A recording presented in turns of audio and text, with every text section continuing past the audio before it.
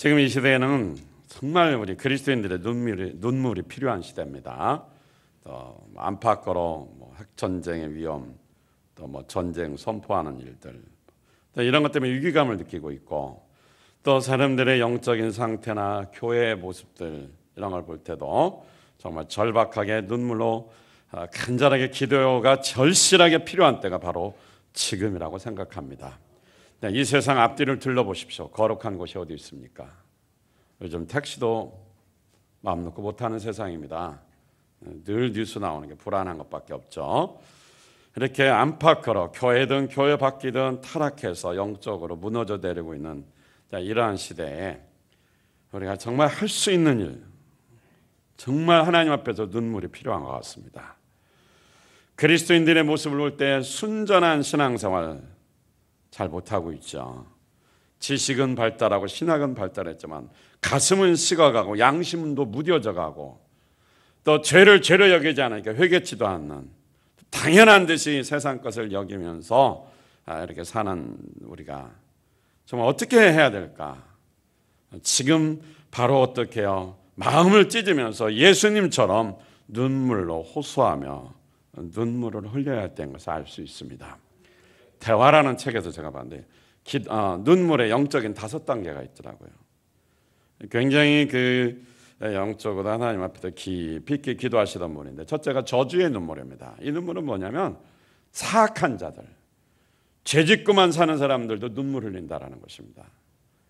그 사람들은 죄로 인해서 눈물이지 다른 건 없어요. 두 번째는 두려움의 눈물인데, 죄짓고 나서 죄를 떨치지 못하는 그 두려움 때문에 죄 때문에 형벌받고 징벌받고 저주받을까 봐 이 두려움 때문에 흘리는 눈물입니다. 이 눈물도 세상 거죠. 세 번째 눈물은 뭐냐면 죄를 회개하고 떨치고 나서 드디어 주님을 만나는 그 시작, 예수님을 만나서 주님의 사랑을 맛보기 시작하는 그런 단계에서 흘리는 눈물입니다. 그러나 사랑은 불완전하다라는 것이죠. 또 이 눈물 또한 불완전하다는 것입니다. 네 번째는 뭐냐면은, 세 번째 단계를 거쳐서 이웃사랑의 완성에 도달하는 자, 이제 자기를 회개하고 새롭게 되어서 이제 하나님의 사랑의 완성의 단계에 들어가는데 이웃사랑을 하기 시작하는 것입니다. 사람을 사랑하지 못하는 것은 사랑이 이루어지지 않는 거죠. 그러면서 흐느끼면서 하나님의 사랑의 관계가 이루어지고, 마지막 다섯째 단계는 뭐냐면 네 번째 단계와 결부되면서 이제 하나님의 사랑 속에서 더없이 온유하게 그 하나님의 사랑의 은혜 속에서 어떻게 해요? 감미로운 눈물을 흘리는 단계라고 말했습니다. 오늘 본문에 보니까 예수님이 눈물을 흘리셨는데, 주님은 역시 이웃을 사랑하시는 분이니까 그 영원 사랑에 대한 하나님과의 사랑의 관계 속에서 영혼을 보면서 흘리는 눈물이니까 네 번째, 다섯 번째 단계 정도 되겠죠. 예수님은 이 세상이 멸망하기보다 회개하고 구원받아 그 자녀들을 축복받기를 원하시는 분입니다. 메텔리라는 주석자는 이렇게 말했어요. 그리스도께서 얼마나 부드러운 심령을 지니신 분인가. 우리는 그가 종종 눈물을 흘리신 것을 볼 수 있을지언정 그가 웃으신 것은 결코 볼 수 없다고 말했습니다. 예수님께서 이 세상에 육신으로 계실 때 한 3번 정도 아주 진하게 눈물을 흘리셨습니다. 첫째는 십자가를 목전에 두고 겟세마네 동산에서 기도하시면서 땀방울이 핏방울이 되도록 간절하게 통곡하며 눈물로 기도하셨죠. 히브리서 5장에 보니까 심한 통곡으로 기도하셨다고 그랬습니다. 두 번째는 예수님의 사랑하는 친구 나사로가 죽었을 때에 그 죽음을 보고 슬퍼하면서 눈물을 흘리셨고요. 세 번째는 오늘 바로 예루살렘 성을 목전에 두고 가까이서 흘리시는 눈물이셨습니다. 41절 다 같이 시작. 가까이 오사 성을 보시고 우시며. 세 번역에 보니까 예수께서 예루살렘 가까이 오셔서 그 도성을 보시고 우시었다라고 말했습니다. 여기서 울었다, 우시다라는 말은 헬라어로 에클라우센이라는 말은 단순히 울었다라는 뜻이 아닙니다. 요한복음 11장에서 나사로가 죽었을 때 눈물을 뜬 그 눈물과는 다른 의미의 동사입니다. 여기서 쓰인 우시고라는 것은 단순히 눈물을 흘리는 것이 아니라 소리내어 통곡하며 처절하게 울었다라는 의미입니다. 얼마나 눈물을 흘리셨는데 아주 그냥 펑펑 눈물을 쏟았다라는 의미죠. 예수님께서 슬퍼서 이렇게 심각하게 눈물을 흘리신 것은 바로 예루살렘 성 가까이, 예루살렘 성이 환히 보이는 아마 감난산 언덕이 아니었을까라고 생각합니다. 왜냐하면 오늘날 거기에 예수님 눈물의 교회가 있거든요. 그러면 첫째로 예수님께서 왜 그토록 심각하게 통곡하며 눈물을 흘리셨냐 이 말씀이죠. 먼저 우리는 예수님이 눈물을 정말 이렇게 심각하게 흘리시기 전에 그 전에 어떤 사건이 있는가를 우리는 볼 수 있습니다. 예루살렘 성을 보시면서 눈물을 흘리셨는데 그 전에 예루살렘 성을 보고 울기 전에 어떤 일이 있었냐면 예루살렘 성에 들어가는 그런 장면이 있습니다. 예수님께서 나귀 새끼를 타시고 수많은 인파와 환영 속에서 영광스럽게 마치 황제가 대관하는 것처럼 그 열렬한 환영 속에서 예루살렘 성에 들어가는 그런 장면이 있습니다.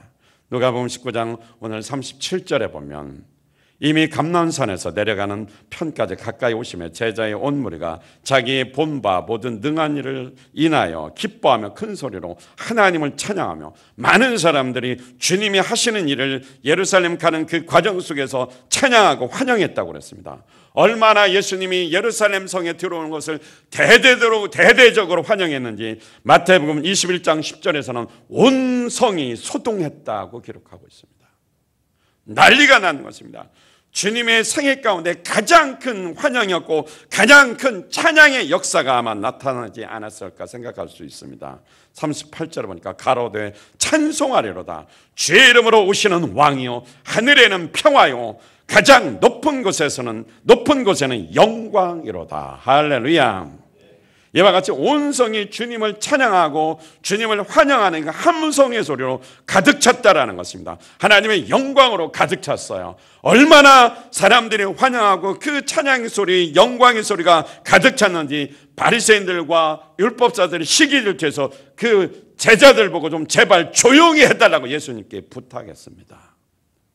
자기들은 본 척도 안 하고 예수님을 환영하니까, 나귀 타고 가는 예수님을 환영하니까 그들이 어떻게 합니까? 그 나뭇가지를 흔들고 호산나 다윗의 자손이요 구원이로다 찬양하리로다. 사람들 수많은 인파들이 모여서 주님을 찬양하니까 그 당시에 종교 지도자들이 시기질투가 났죠. 그러니까 조용히 좀 예수님을 시켜달라고 부탁했지만 예수님은 당연히 예루살렘 입성할 때에 그런 환영을 받는 것은 당연한 것이고 이미 어떻게 성경에 예언된 일이었습니다. 왕이시니까 당연히 받을 만한 것 아닙니까? 그런데 예수님께서 갑자기 그렇게 환영인파 속에서 환영받으면서 하나님께 영광 돌리고 정말 마치 왕의 대관처럼 들어가다 예루살렘 성이 보이는 그 가까운 곳에 도착하셔서 그 성을 보시는 순간 단지 예루살렘 성을 쳐다봤을 뿐인데 거기서 통곡하며 울기 시작하는 것입니다. 옆에서 환호성을 지르고 환영하고 하나님께 영광을 돌리던 제자들과 수많은 백성들이 어안이 벙벙했을 것입니다. 이런 축제 분위기 속에서 갑자기 가슴을 찢으며 그렇게 슬피 통곡하며 우는 주님의 모습을 보는 순간 도대체 왜 저분이 눈물을 흘릴까 이해할 수가 없었던 것입니다. 예루살렘 성을 쳐다봤을 뿐인데 그 성을 보고 그냥 눈물을 흘리고 있는 것입니다. 그 성은 1000년 동안 그 자리에 어제도 오늘도 내일도 변함없이 견고하게 서 있는 성일 뿐이고 그 성 안에 예루살렘 성전에서는 여전히 수천 년 동안 예배드리고 제사드리는 그 모습 그대로 예배드리는 것뿐인데 왜 눈물을 흘리셨냐 이 말이죠. 그 성문을 향해서 수많은 인파들이 오늘도 들락날락하고 있는 것은 여전히 똑같은데 예수님은 단지 예루살렘 성에 들어가기 전에 그 성을 보는 순간에 통곡하며 가슴을 찢고 그렇게 슬피 울 수가 없어요. 마치 잔치집에 초상난 것처럼 눈물을 흘리고 있는 것이죠. 순간에 잔치벌에다 초상집에 눈물을 흘리고 계시는 거예요. 누가 봐도 이해가 안 되죠. 그런데 여기서 눈물을 흘리셨다는 것이 무엇을 봤다고 그랬죠? 예루살렘 성을 봤다고 그랬어요. 여기서 예루살렘 성을 봤다는 것은 우리나라 말로 그냥 봤다라는 보시고라는 말인데 그 뜻은 무슨 의미냐면 눈에 보이는 그 성을 본 것이 아닙니다. 그 성을 보는 순간에 보이지 않는 것을 봤다라는 것이죠. 그래서 이 보시고라는 의미가 이런 의미가 있어요. 직관적인 통찰력으로 사물을 인지하는 것을 말합니다. 외관상으로는 어제나 오늘이나 여전히 다름없이 편안하게 수도의 성으로서 견고하게 서 있고 그리고 역사를 자랑하는 유서 깊은 성으로 존재하고 있는데 예수님은 눈에 보이는 외관적인 1000년 동안 지탱해온 견고한 성을 본 것이 아니라 영적으로 미래를 꿰뚫어보고 그 성의 미래를 본 것입니다. 그러니 눈물을 줄줄줄 흘리면서 통곡하지 않을 수 없었습니다. 주님이 눈물을 흘리신 것은 견고한 성, 1000년 동안 굳건하게 지켜온 그 성이 하나님의 심판으로 한순간에 무너져 초토화될 것을 영적으로 미래를 바라봤기 때문에 40년 후에 그 성과 그 백성들이 어떻게 잔인하게 형벌받을 것을 미리 봤기 때문에 견딜 수 없었던 것입니다. 지금 백성들은 예수님이 마치 정치적인 왕으로 오는 것처럼 환영하고 찬양하고 영광 돌리지만 그들의 철없는 그 모습을 보면서도 주님은 가슴 속에서 애이는 눈물이 있었던 것입니다. 왜? 그 백성들이 멸망하는 날이 눈에 보였기 때문에 그렇습니다. 누가복음 19장 43절로 44절 세 번역 말씀을 읽어드리겠습니다. 그 날들이 너희에게 닥치리니 너희의 원수들이 토성을 쌓고 너희를 애워싸고 너를 사면해서 죄어들어서 너와 내 안에 내 자녀들을 짓밟고 개역성경에는 내 자식들을 땅에 메어 치며 그랬습니다. 내 안에 돌 한 개도 다른 돌 위에 얹혀있지 못하리니 완전히 다 초토화되어 무너지는 거. 이것은 하나님께서 너를 찾아오신 때 하나님께서 너를 찾아오신 때 내가 알지 못했기 때문이라 그랬습니다. 이 말씀 그대로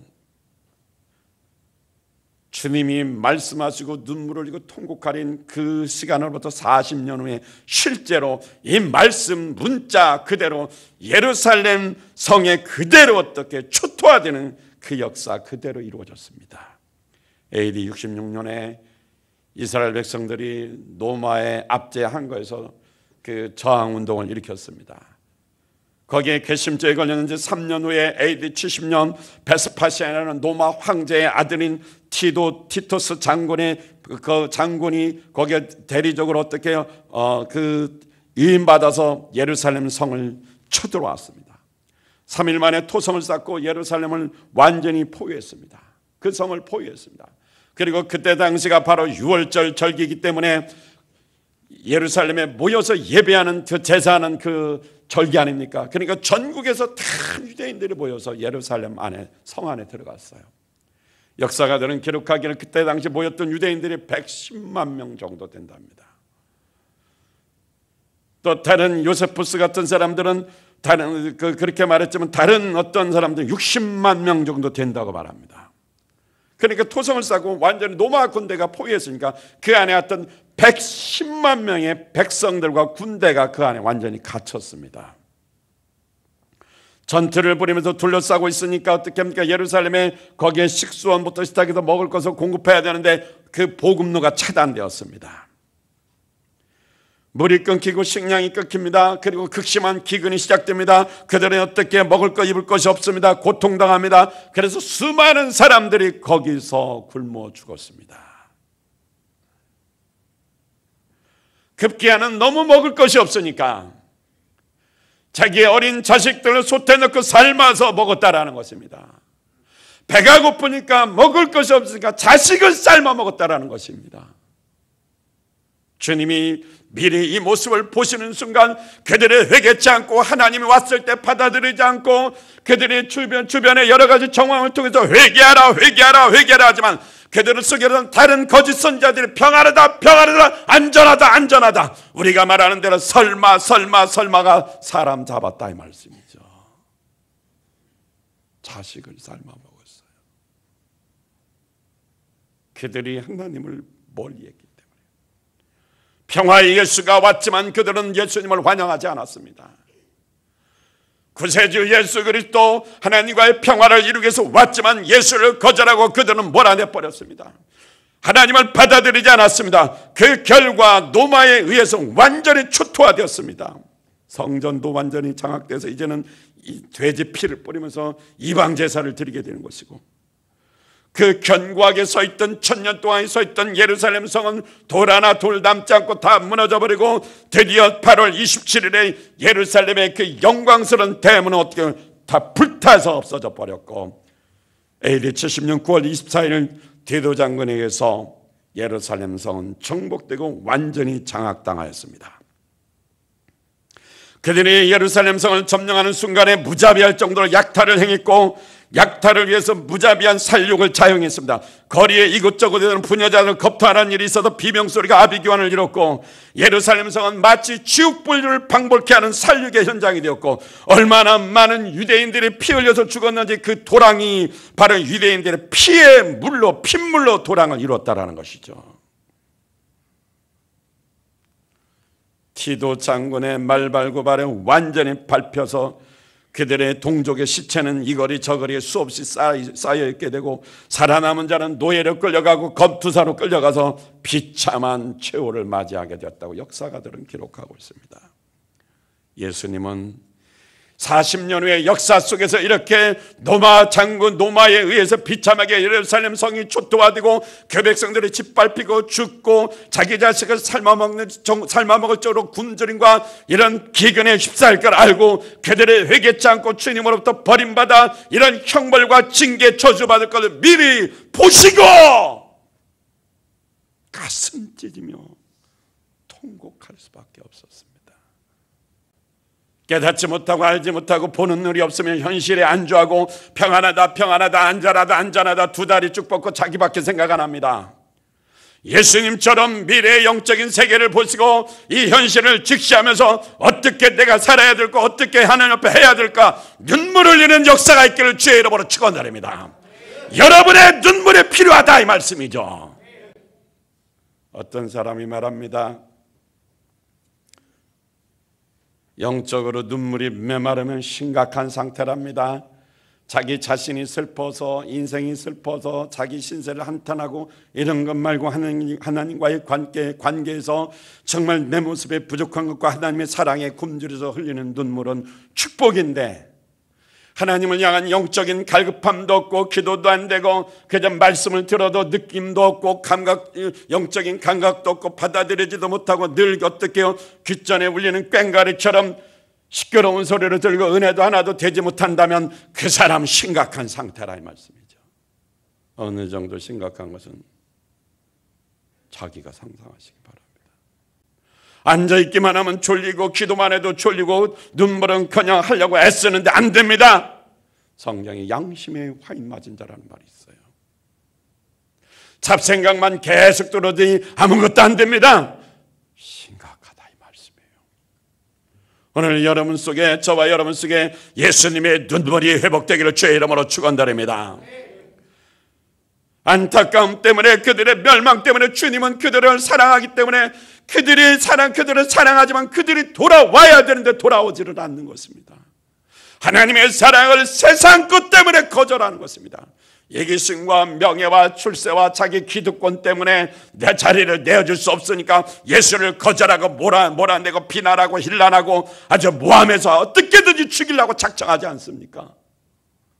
누가복음 19장 42절 다 같이 한번 읽겠습니다. 시작. 이르시되 너도 오늘 평화에 관한 일을 알았더라면 좋을 뻔하였거니와 지금 내 눈에는 숨겨졌도다. 그들은 하나님의 일을 평화에 관한 일을 알지 못했습니다. 그들에게는 숨겨졌습니다. 왜냐하면 하나님이 찾아왔는데 거절했기 때문에. 그들은 그래서 평화가 뭔지도 모릅니다. 평화는 예수로만 인해서 그 평화가 이루어지는 것입니다. 누가복음 2장 14절 말씀해 보니까 지극히 높은 곳에서는 하나님께 영광이요 땅에서는 하나님이 기뻐하신 사람들 중에 평화로다라고 말씀했습니다. 예수님이 이 땅에 평화를 주시기 위해서 오셨습니다. 백성들에게 평화의 소식을 갖고 오셨지만 사람들은 그것을 증거할 때 거절하고 받아들이지 않았습니다. 하나님의 나라의 하나님의 아들로서 평화의 사자로 이 땅에 오셨지만 아무도 받아들이지 않았습니다. 오히려 그들은 이런 모습입니다. 마태복음 23장 37절, 예루살렘아 예루살렘아, 선지자들을 죽이고 내게 파송된 자들을 돌로 치는 자여, 암탉이 그 새끼를 날개 아래 모음같이 내가 내 자녀를 모으려 한 일이 몇 번이더냐. 그러나 너희가 원치 아니하였도다. 선지자들을 보내서 그렇게 그들을 암탉이 바로 병아리 새끼를 품듯이 하나님의 자녀들을 품고 구원하기를 원했지만 그 백성들이 어떻게 거절했단 말입니다. 오히려 평화의 사도를 선지자로 보냈을 때 오히려 죽였다 이 말씀이죠. 하나님을 거역한 결과 평화를 알지 못하고 그것이 그들에게는 눈에 가려져 버렸습니다.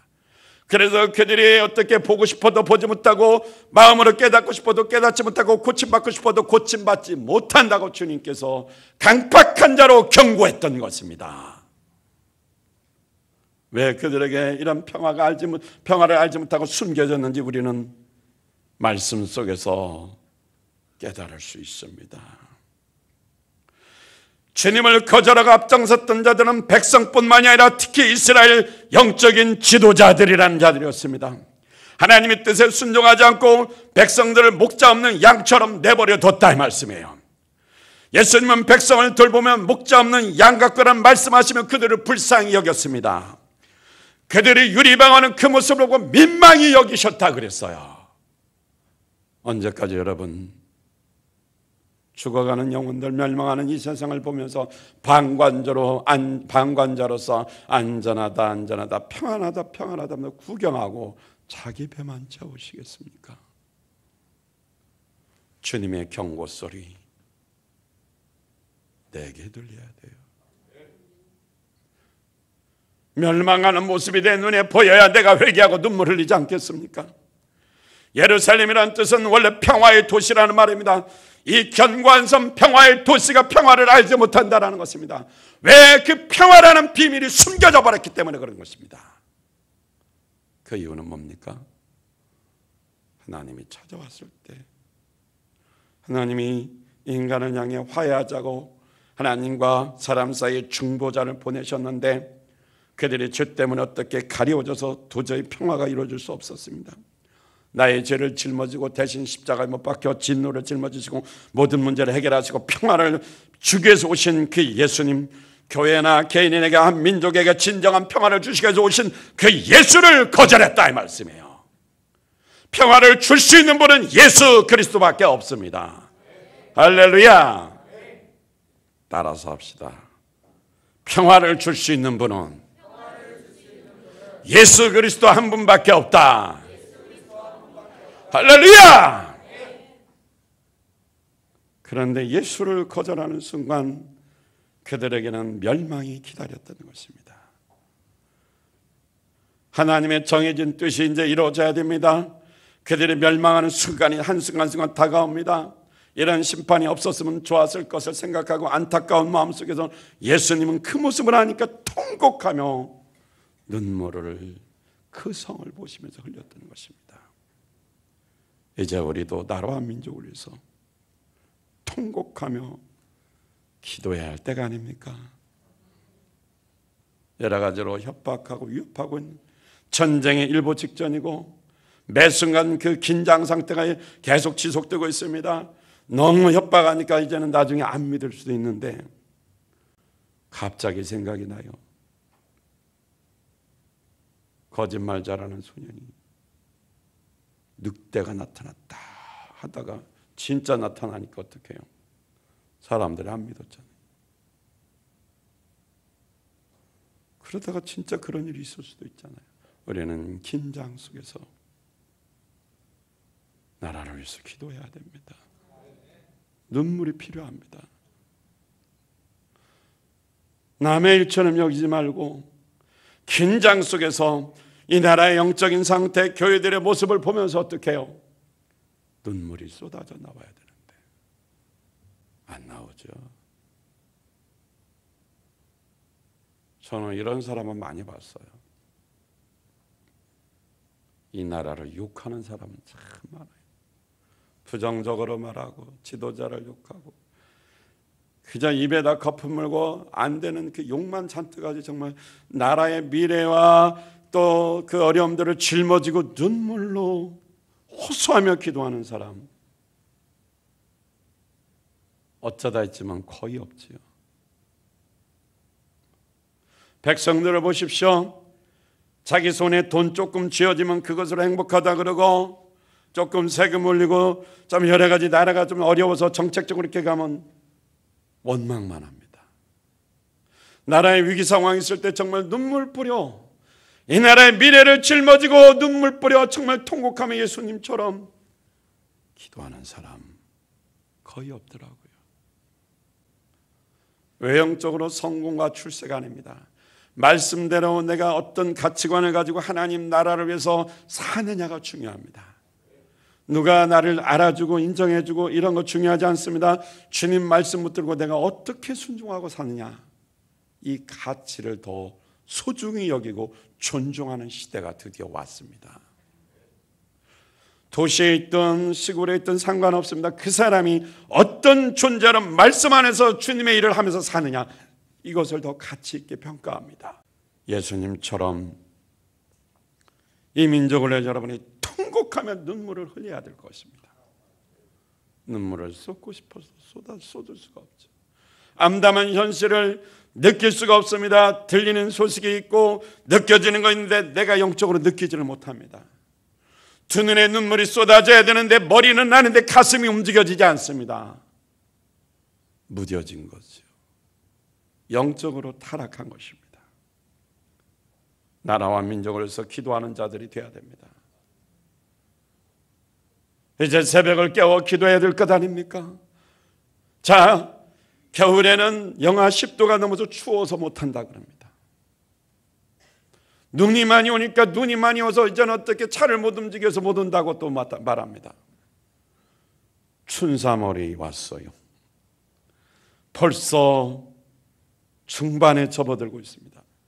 봄이 오니까 몸이 나른나른하고 이제 온몸이 쑤시고 아프고 피곤하고 지쳐서 못 일어나서 못 나옵니다.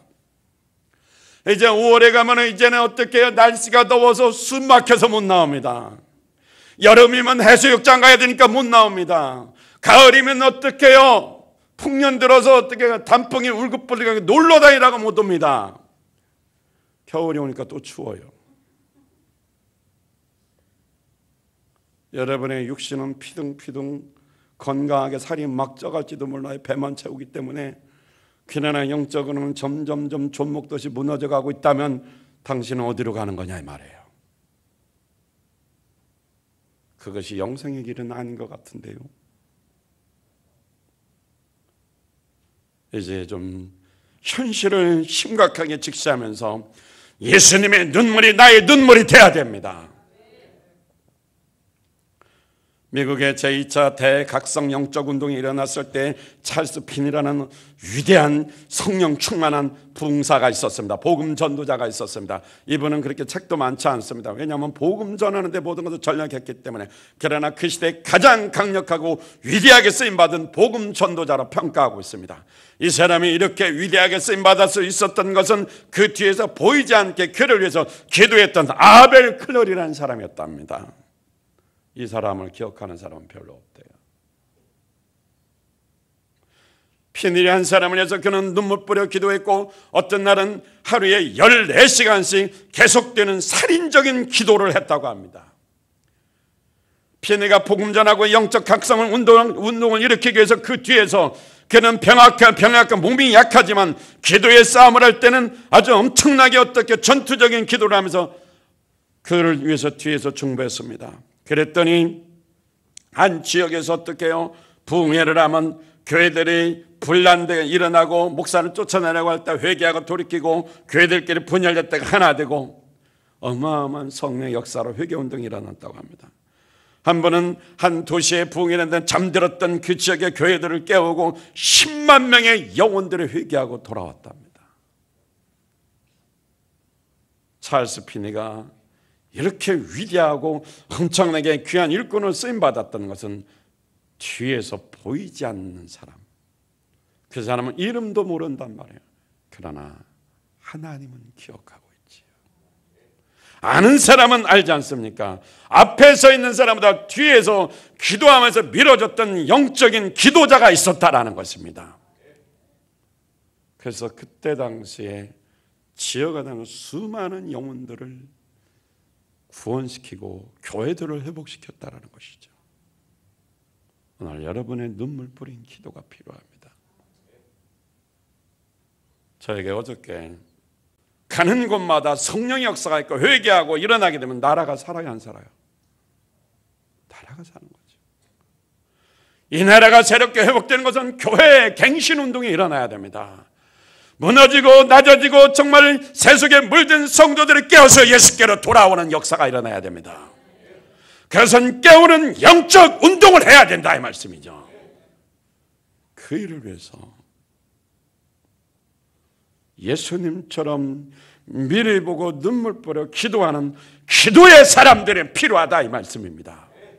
사랑하는 성도 여러분, 이제 그만 주무시고 일어나서 기도합시다. 이 나라의 핵탄두가 우리나라를 향해 겨냥해 있는 것이 보이지 않습니까?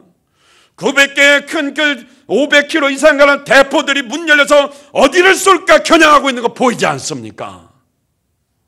그것이 눈에 보이면, 나한테 날아오는 것이 보인다면 잠이 오겠습니까? 이 나라가 멸망하지 않고 사는 비결은 마치 의인 10명이 필요하듯이 하나님 앞에 예수님처럼 눈물을 쏟으며 주님 앞에 간구하는 자들이 필요합니다. 어느 패친에 옮겨놓은 제가 글을 한국의 실상을 적어놨어요. 옮겨놨어요. 가장 낮은 최저임금 1위, 저임금 노동자 비율 1위, 환경평가 꼴등, 인도에서 교통사고율 1위, 학업시간 가장 많은 나라 1위, 어린이 행복지수에서 가장 낮은 순위 1위, 꼴등이죠. 안 좋은 건 다 자살률 1위, 청소년 자살률 1위, 여성 자살률 1위, 남성 자살률 1위, 그래서 결국 종합적으로 자살률 1위, 노인 빈곤, 노인 가난한 거 1위, 노인 자살률 1위, 자살 증가율 1위, 산업재해 사망률 1위, 남녀 임금격차 1위, 실업률 증가폭 1위, 자동차 접촉 사고 1위, 대학교육 가계 부담 1위, 어린이 교통사고 사망률 1위, 낙태율 1위, 노인 교통사고 2위, 과학 흥미도 뒤에서 1위, 꼴등.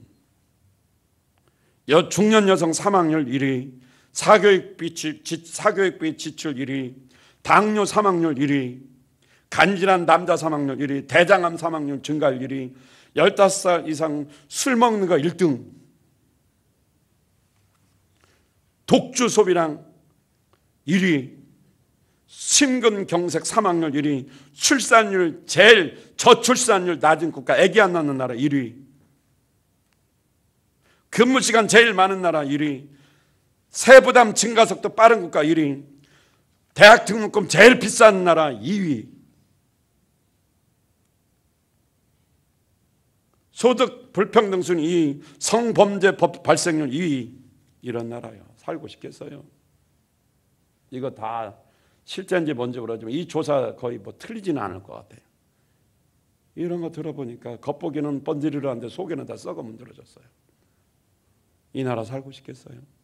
스코틀랜드의 종교개혁자 존 낙스는 하나님이여 내 조국을 내게 주시지 않으려면 차라리 내 생명을 거두어 가소서 하면서 눈물로 기도했다고 합니다.